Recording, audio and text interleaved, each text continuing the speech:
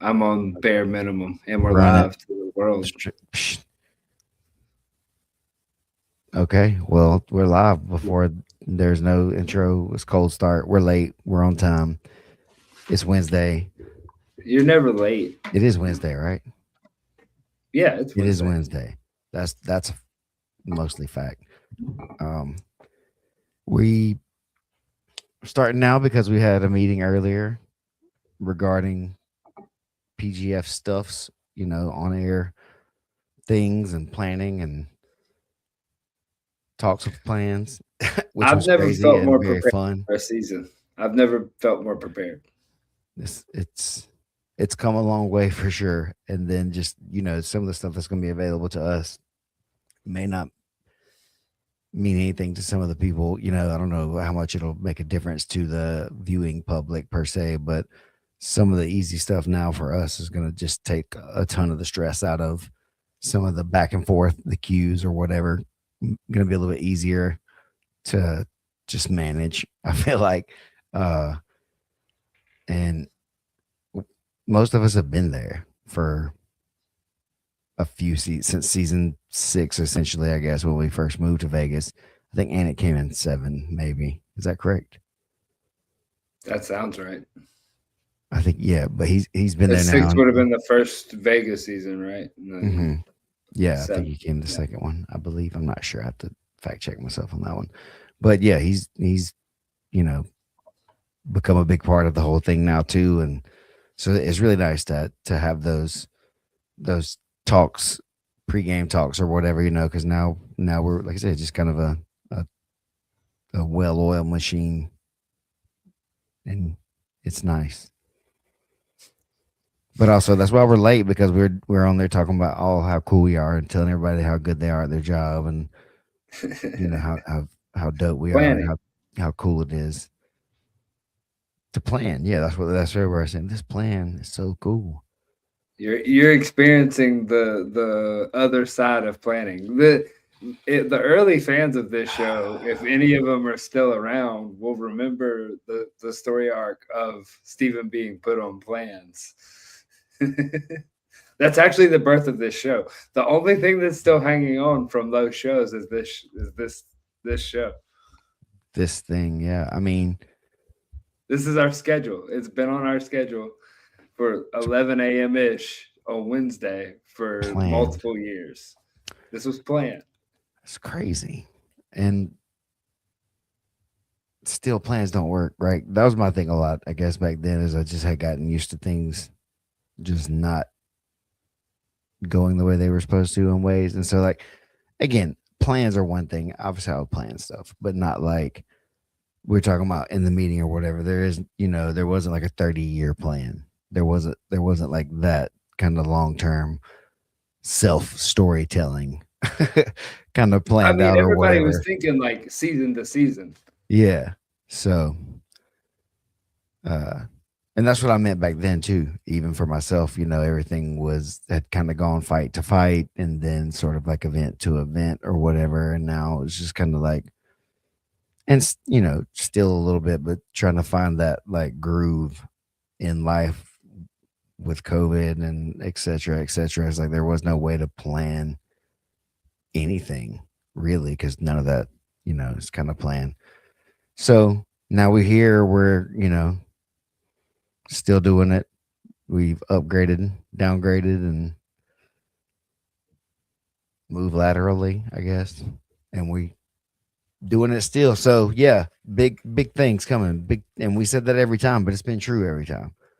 We've come back and told you that, and if you've been here, we've told you it was going to be better, and it has been. By and large, every single time has gotten better. And I think now the better is going to be the consistency of the the goodness without the need to change. Right? It's Well, like it's you the got it's this. the full season, right? This transition that we made, the big transition we made to having a full long season, is that like the consistency of having the story that plays out from week to week, and like the things that, I mean, we've always tried to provide that like weekly episode of things. You heard in that meeting, we've grown now to the point that it's like, oh wow, like that idea is come to full fruition. Like that's going to be executable, as opposed to we leaving from the meeting. Usually when we walked away from that meeting, it would be me and Keelan looking at each other going, all right, well, which part of that are you going to do? Yeah, So, yeah. like,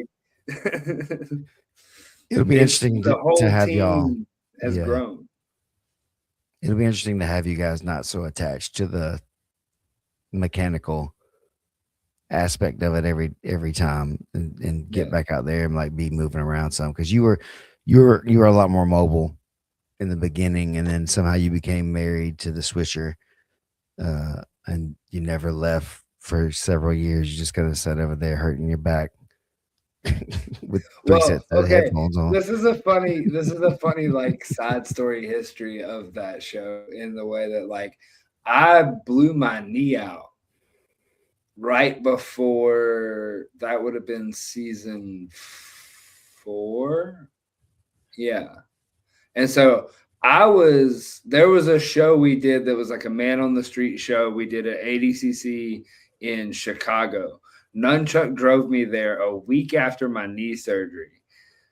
And that was like one of our first ideas of like this live streaming stuff, of like how to bring it to jiu-jitsu and how to do it well. And like, it's one of the first ones.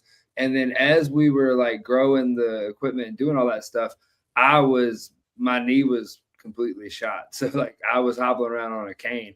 And so that's partially why I ended up over on the controls, was I couldn't move. And so I was the one that just like, we built the whole system, and then I just sat there and could scoot around on my butt and like plug and unplug stuff to make it work. And so that's kind of like the very early seasons. What we were doing was because Keelan and everybody else could be over in running the gimbal or like doing the mobile stuff all around. But then I was able to be over there just like on the ones and twos, like making things work. So yeah, it's going to be weird and kind of like cool watching as the PGF has grown. The people watched the like outward part grow and like all the different successes and things, but really the core team hasn't changed at all. And so it's going to be kind of cool to see that we're going to have this core team growth that has happened over the last 2 seasons, and kind of see the full vision kind of come to life this season. So I know like every season we're in this type of project, like everybody's like, this is the season. And it's like, well, I kind of feel like it's going to be that every time now. And then the thing is that every single season it kind of festers into it, and there's a new invested group and new people are in it, and that grows to the next season and the next. It's been a really cool wave as far as that whole thing goes. And yeah. So, and speaking of how things go and the new waves and the new people coming in being excited to help take part in the thing, the Philadelphia Phenoms had our very first qualifier this weekend at yeah, Finishers HQ at Bethlehem. You were there. I it was was not. cold. I was It was watching cold. from the safe confines of my car when I was driving down the road, which is completely safe for a long time. And then I watched, again, a little bit of it from the house as I was getting there. Thankfully for me, it started late. I'm selfish. So it started late, which allowed me time to get in because I was teaching a seminar at Blackwater that day. And you know how I am. I get a little mouthy. So I went long, and people just kind of started leaving, and I was like, all right, well, there's 3 of you left. You want to keep going? They're like, man, let us leave. I was like, all right, my bad. Okay. But There's lots of no, content. there should be. Nate left Okay. with his camera long before I did. He was like, all right, I'm Okay. out. So either way, that was fun. But yeah, the Phenoms qualifier, deep. I think it had 28 registrants, but there was a blizzard apparently that knocked out Yeah. some people. Look, And we got on the road and we got outside the city, and as soon as we got outside the city, we started seeing snowflakes. And at one point, like me and Brandon were talking about the fact that like I've never seen snowflakes that big, and so props to anybody that did make it there. Yeah, and some of the higher seated, I guess, that we were thinking were going to come weren't able to make it. Some guys showed up 8 hours after 8 hours in the car. They got late. They got to come Yeah, in the loser bracket and get to play a little bit. But there's 23, I think, based I on think that's what I yeah. saw. Really really good matches. Jaden Groner, 10th Planet Brown Belt, was the winner. There's a couple stats here. Hold on one second. I snapshotted them so I could use them today. And want to give credit to Substats for these stats. They posted them, so I My just man's stole been theirs. killing it. Yeah, I just stole their information here. So it's like the Phenoms qualifier versus the Jiu Jitsu Open qualifier. 37 finishes at Phenoms, 20 for the Jiu Jitsu Open. Average Crazy. match time, 2 minutes and 58 seconds. Uh, Jiu Jitsu was a little bit faster. That was a good bit faster. Average match 139. So I guess that was a lot of Travis Haven finishes. Uh, More matches probably with a deeper pool of people. So that's where some of those finishes came from. Average match length 258. And then versus the Kings first qualifier in Dallas. Similarly, there was, a lot more finishes because there was more people, probably 37-16. The average match length was shorter for the Phenoms, 2 minutes and 58 seconds versus 3 minutes and 37 seconds, which that's still really fast for average matches at, under 4 minutes for any of these qualifiers here.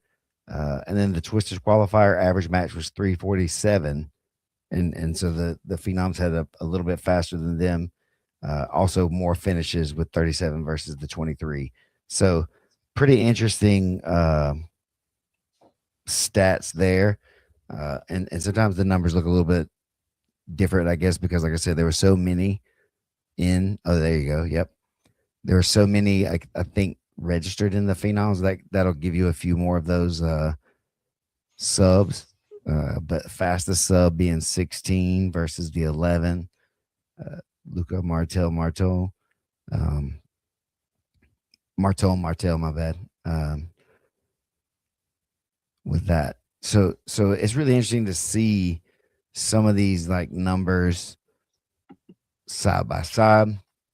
But then as a whole, the whole thing, like I said, everything under a 4 minute average match time. That means there was going to be some draws and decisions, but there's a lot of quick finishes, and I think there's a lot of talent at this Phenoms qualifier. Honestly, that is going to be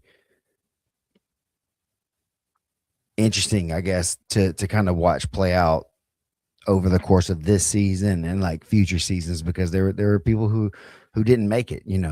Like a Yeah, Whit Ramey came up there and had another good performance, but just couldn't get through the bracket. Bova. What was the other kid's name that was in the constellation one that was pretty tough too for a while? Uh, Man, I don't have to get his whole name pulled up, but Bombartito, was that okay, his name? yeah, Yeah, Antonio Bombartito. He was really exciting. Joe Datchler, pretty good day there. Lucas Jones. So some of these guys are ending up with like a 5-2 day or whatever. By the end of it, the winner was 5-0. So that answers some of the questions about how they could get through a day at the PGF if they can do double day uh, yeah. in one go there. And at that pace, I mean, like, did you watch the clips that I sent you in the Mhm, Dropbox? mhm. Yes, So that audio is raw off the camera that was like up in the handheld camera, and mhm. you can hear that like that pace that everybody was pushing was crazy. Yeah, and so you wanted me to talk about it from the fans' perspective, from the viewer Yeah, perspective, since I wasn't yeah, there. A few things we kind of talked about in the beginning. And the corner cam thing gets pulled back a little bit for me because I'm so used to having that closer kind of feeling, that and I person think they have shot. a Yeah, really big mat area there.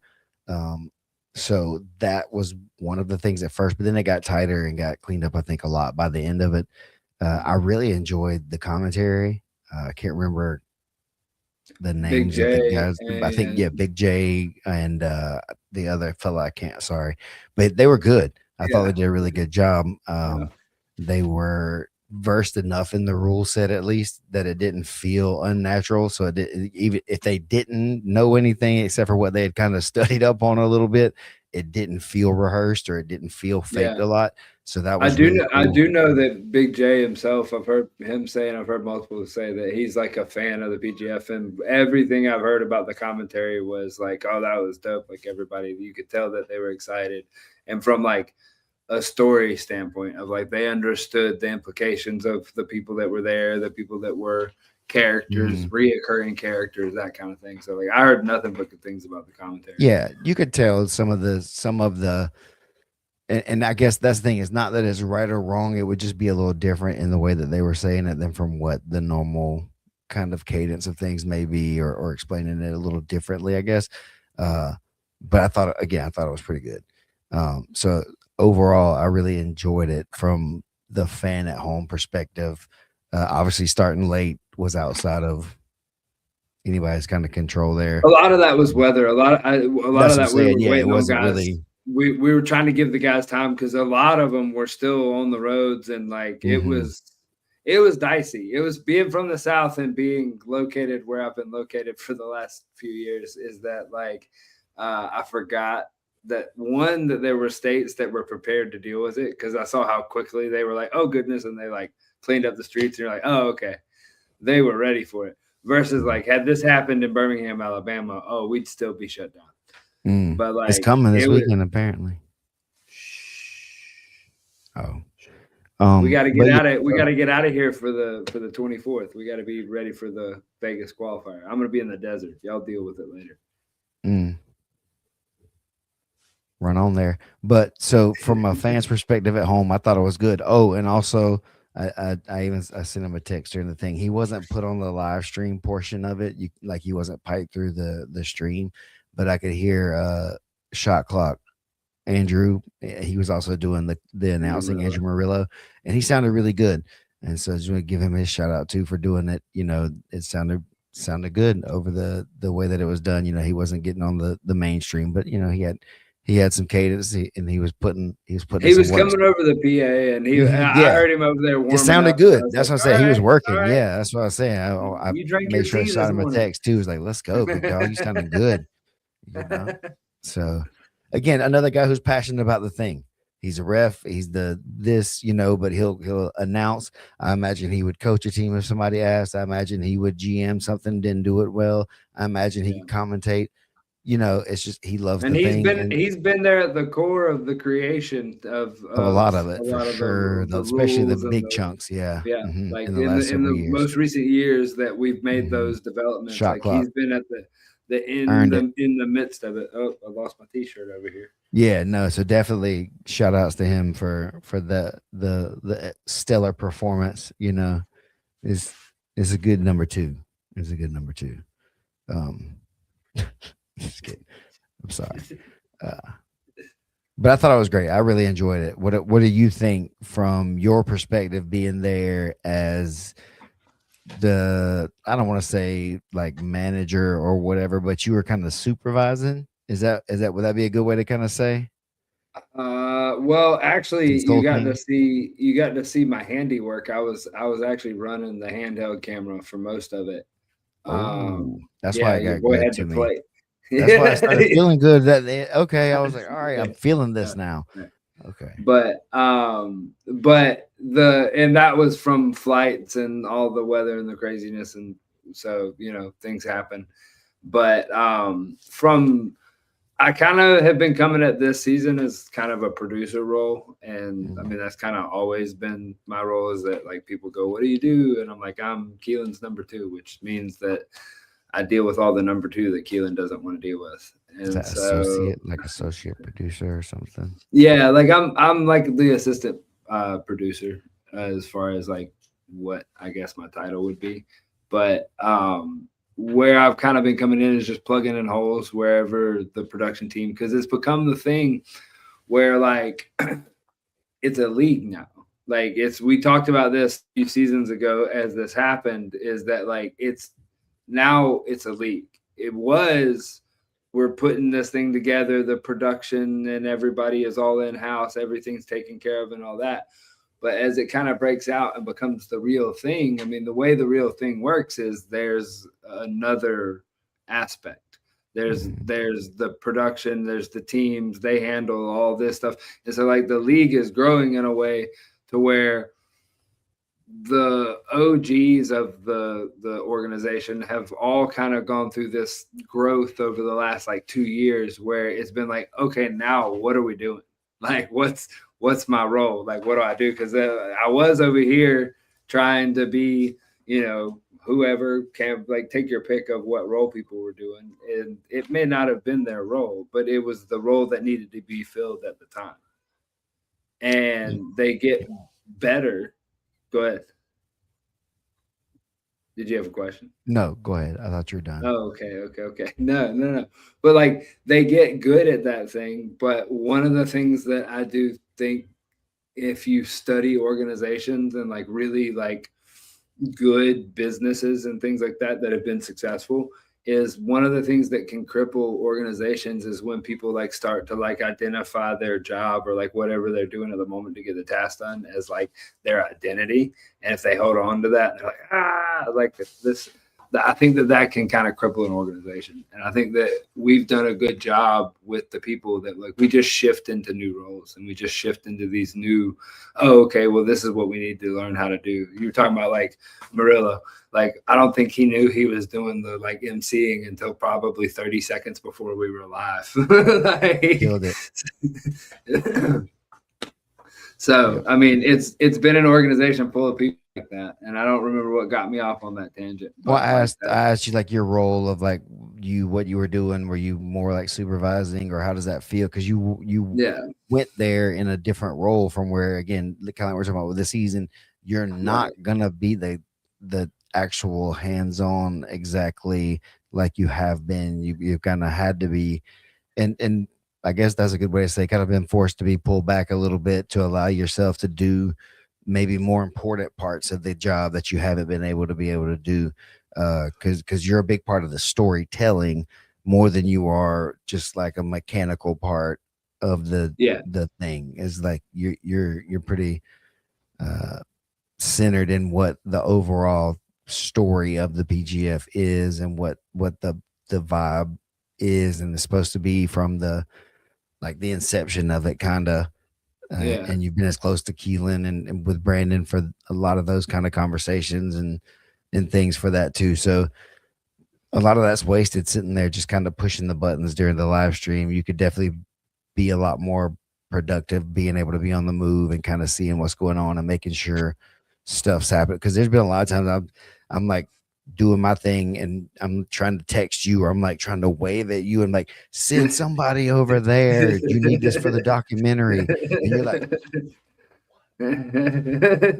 send somebody over there, And so shockingly, we've gotten a lot of that. But yeah, more of that stuff gets covered and that type of thing. And like, yeah, as it grows, it's the ship's always going to be on fire, is especially when you're talking about live. And like, I heard Brandon talking in a conversation multiple times where like live sports is going to be the last place that like live storytelling and live, like where that exists, is because it's the only thing that we don't know what the outcome is. We don't know who's going to win. We don't know how they're going to get there. We don't know, like, that's the only thing that's ever going to be left. And so like being in a more mobile seat to like cover that and do that of this, like I'm excited about that. And like coming into it and experiencing the like Phenoms qualifier and all the qualifiers so far has been an interesting one. And I've told each one of the owners like separately when I've talked to them about it, is that like, for one, this qualifying season definitely feels like previous, like the early days of what the whole thing was about. Like the community in the like vibe in the gym, like all the way down to the gyms that they picked where we did them, is that like it's a bunch of us that are gathered around on this mat, and we're trying to just like put on a good show that like we're going to be entertained with. People are going to talk about it. It's going to be exciting matches. It's going to be like, it's all in that inception. And like the Phenoms one, for one, I was more hands on than all the rest because I didn't have to run the camera itself. Like we had some of the guys, Nunchuck, I think, was on the other two. Is that like when you're attached to the camera, and like where this all started as far as the live broadcast of it was like me and Keelan were traveling around the Southeast, like working for different shows, basically whittling it all the way down to where we would show up and we'd have no help, and it would be just me and him and this pile of cameras and like cords that we had, and we just started plugging stuff in until we had an entire show that, if push comes to shove, I'm not volunteering, wherever Keelan is, if he's watching this, I'm not volunteering us for this, but if push comes to shove, one camera, one piece of equipment, and a computer, we can get whatever you want anywhere in the world with an internet connection. Like we can get you a stream. I seen it. And so like that's what it was born from. And so getting to where we have all these extra tools and toys and bells and whistles, and where people see these replays and these things that we've done, like it's been stuff that we've just kind of like explored. Oh, y'all don't even know what y'all got coming. You just said the trigger word replays and stuff. Y'all don't even know some of the stuff I heard in this meeting.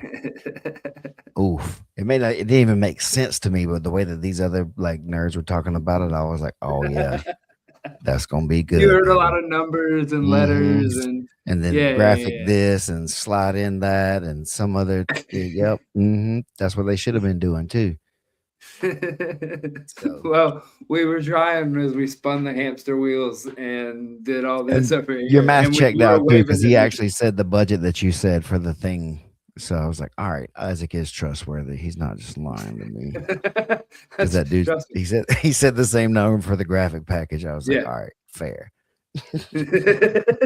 I mean, I'm not lying, but yeah, that's it. Just and not that I thought, it's just that whole thing too. Like your teacher teaches you something in some way, and you're like, I want to go check to be sure, that's not wrong or whatever. And then not that I went to go fact check it. It was just like, oh, you heard it somewhere else, so it's like, that's a fact. Yeah. So and Egghead's calling for Nunchuck. Is he working for the Colorado Wolverines? Is Nunchuck going to be their head videographer? I'm sure he's for hire. He's just screaming at him in the chat. I don't know if Nunchuck can hear you yet.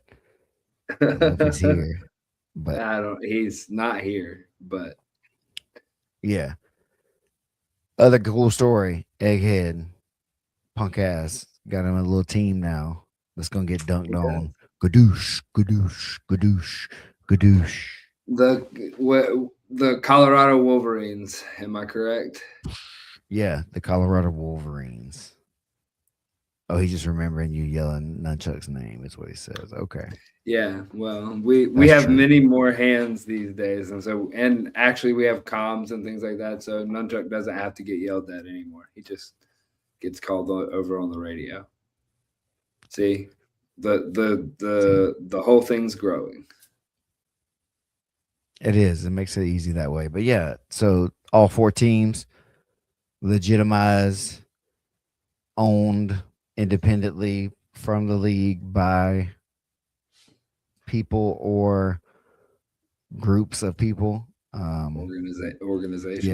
Yeah, well, they are specific different organizations now, with Ed coming in, blitzing for the Colorado Wolverines, going after it hard.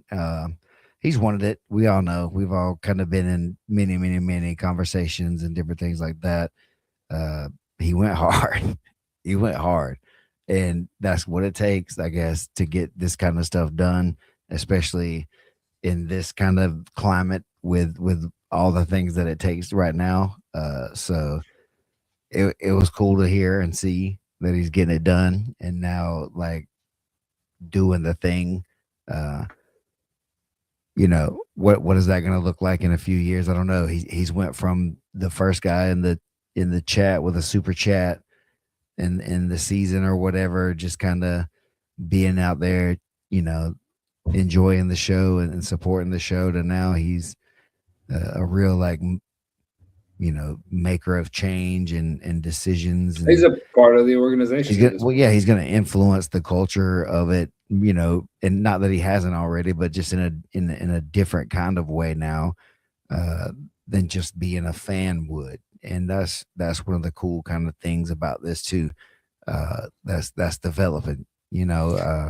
Well, I mean, he took away like one of his and my only bones to pick is the whole like calling my route the Rudy route. Mm, Is that like he took that away from me at this he point? went Like the this is Rudy route. he went the Rudy route. He took it, and so I mean, Yeah, and they're I've going no, hardcore Colorado. They're signing yeah. athletes from Colorado. They're trying to do the whole big homer team thing, which I think is good. I think it's important. Everybody's doing their own version of that. Um, so yeah, I'd like to take credit for him really pushing hard for it, because I think some of the Kentucky presence got him a little spooked, and he's like, "Oh no way, I can lose to the Kentucky Hollers," and so he bit down and got it done. So I'm gonna take credit for him having the team. So you're welcome. I did that. I'm gonna let you finish. I'll let you finish. Yeah. Yeah, FUBU. That's right. This is our FUBU. Speaking of which, what's it? He had some coconut water. He had the Once Upon a Coconut in it on the ad. What's God? I can't remember his actual name now. The real FUBU guy, Damon, The from guy Shark that's on Tank. like Shark Tank. Yeah, Yeah, yeah, yeah, yeah, yeah. I yeah. saw that. He I he did something with the Once Upon a Coconut recently there too. So it was like, dang, that's wild. I drink that. saw that. That's cool. you know, I don't know Yeah. why. That's just a weird thing. I don't know. I get it. I'm ultra wealthy, just like him, and have the finest of coconut waters during the seasonal time of the year. Like a true coconut. It's not always coconut season, Oh man, no, but that the but coconut if you water is got really coconut good. water, it's always coconut season. It's a free ad for Once Upon a Coconut. Again, if you have it in your area, you should try it. They They have that's it in Publix. they do they. We got They Publixes. they did at one point. Mm. I haven't seen it here. If they do, I'm about to go get Go that. wipe them out. About to go have to holler at them about that. But yeah, so there's a lot of cool parts of the story this season that are growing. The Kings being the legacy team right now with their two players from the past. They're kind of building that with Cam and Jet starting out. Ricky Lindell being a coach on the season when they were kind of just sponsoring the team with Coach Pedro Sauer, where they won. A lot of interesting things to go with that, building the Yeah, culture of a General team that Man, they see as a winner.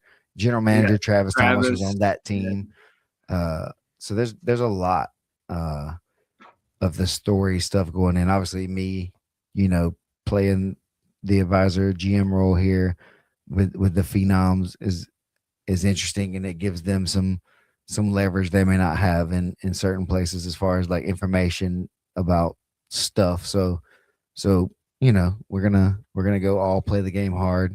Twisters and the Nasty Nine, they out here doing their thing. I'm actually gonna be on their show the weekend after the draft in Birmingham, announcing. So uh, hit them up if you guys want to come compete on one of the shows. It's in Birmingham. It's going to be a big deal. I'm trying to find the t-shirt cannon in time. Where it's on the table. It's still, don't think I forgot just because I hadn't said it all day. Um, it's still right there in the front of my mind the whole time. It's Uh, all you think about. that's Like that's the one. I'm That's my one goal for this season. Is like, Steven, what's your goal for this? He's like, t-shirt cannon. Everything else will be great. Everything else is gonna be good no matter what. The outcome doesn't matter. I'm working hard for that this season. But those guys are working hard. They're building their community in a different way. They're already having multiple events for people to start competing on. That's keeping the buzz up. Uh, that's one way to do it. Um, it's crazy. It's gonna be good. It's getting better every time. So I'm really excited. Oh yeah, the Kings with Ricky. Sorry, the Twitchers announced Applegate as a coach. the Connect Four champion. That's a callback. He put 4 of the 5 guys in the playoffs, I think, the season that he was the coach. Did all of them get in? From his team, that was my season, so it's a little blurry. Yeah, all 5 got All in. 5. Eric Okay. says, Yeah, so yeah, that's unprecedented. That's a thing, and he's got That's 2 of it. his homeboys, his homegrown players, coming with him. So, And he knows the game and he knows how to pick. I'm fascinated to watch his team structure on the draft of like how they play the draft. yeah, and I want to see everybody's rankings of how they kind of have everybody rated. Obviously, I can't get that information right now, but I'd like to see it maybe after the fact too. Just kind of like, how did you have certain people rated out or whatever? Because there's the coaches are going to have different things that they like and dislike, and their personalities are going to matter, and they're going to want certain kind of things, and so it's going to matter more in time. The cohesiveness, I guess, of the team and things like that is becoming more and more important. So it's gonna be crazy to see, and everybody's kind of starting off on a pretty strong foot with their first 2. I don't know, where do you see it going this season? How are you feeling?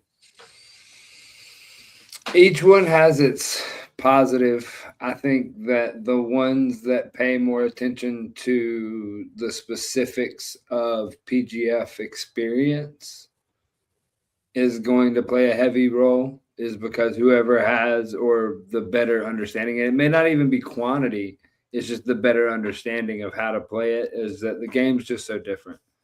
And so like whatever they're going in with, whoever they're coming in with, they all of them seem to be on the same thought. They all seem to be thinking that same thing of like they need equally somebody who has experience like competing, but specifically in PGF format, because it's a different kind of game. It's like you said, like watching them go through the Philly like double elimination bracket of that size, like dog, like that's a work day. Bring your lunch pail, like yeah. So the guy that makes it out of that's going to be a G, like yeah. Especially if they make it out the way Homeboy did, is that like, that's what you want. You Clean. Want somebody who's not going to waste a bunch of time, take pops, have exciting matches. Like it's fun to watch, and that's partially why we're here. But if we're talking about the teams and the question you just asked, like who's going to have the more efficient people, the people are going to get in, get out, like that's a big answer from a big qualifier like Philly. Is it like, oh, like this guy's going to get in and not cost me anything and not cost himself anything because he's got a whole month of this to do it. Yep. It's going to be interesting to see, because there are a lot of guys coming in that haven't been in a season that are of the higher touted players. And so it's gonna play out how it normally does, and I think some guys will get wised up a little bit sooner than others. It's kind of how it happens. But I think your coach, will be a big part of that stuff too, like helping you be smartened up, so to say. So I think equally in answering that question too is how much does the coach, which all the coaches have probably equal amount right now, if I think about it, like as far as on their different aspects of like experience with the PGF, like how well they translate that into, that like you said, a big power play is Sean. Like Sean he's amazing at all these other things. He has experience being a coach before inside of it.'s been near it. His athletes have been in it. Like that's it. Watching him unwind this, regardless of what you're a fan of or who you're watching or whatnot, he will set like a bar of like what it is to break it down, like as a coach for the PGF. Agreed. Agreed, for sure. Everybody's going to be pretty maniacal, I think, in their planning, and some of them already are. And so it's it's a new level again. That's it. It's a new level every time.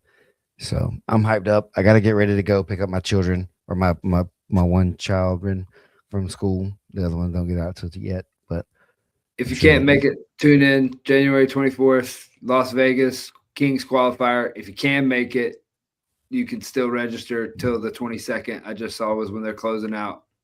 Oh, and on that line, if you want to make it into the season, obviously the qualifier is the only way to get in through winning or through like showing out. The only way you can get in if all the other people get broken that are bench players is you would have had to be a qualifier athlete. So if you go to a qualifier, you are now eligible to be picked up, but you got to Yeah, go to the qualifier. you There's can only be one string left. 7, 8. There's If we only one start left. breaking people off when That's they right. start calling That's right. people, you You had get to your have been time in in the one. sun, baby. Come on out here. Get dunked on once or twice. Be on somebody's poster. You can still be like, I was in the league, you know? I was in the league. I was in there. 20, I 2026 slipped. season. I Look at me. slipped. It's boom, right? You know? Man, it was fouling me, you know, it was a foul. But you'll be there. You'll be in the league, right? And there's only one more way. This qualifier with the Kings in Vegas. The draft is the following week. And it's on from there. It's nonstop. I'm driving across the country with a t-shirt cannon.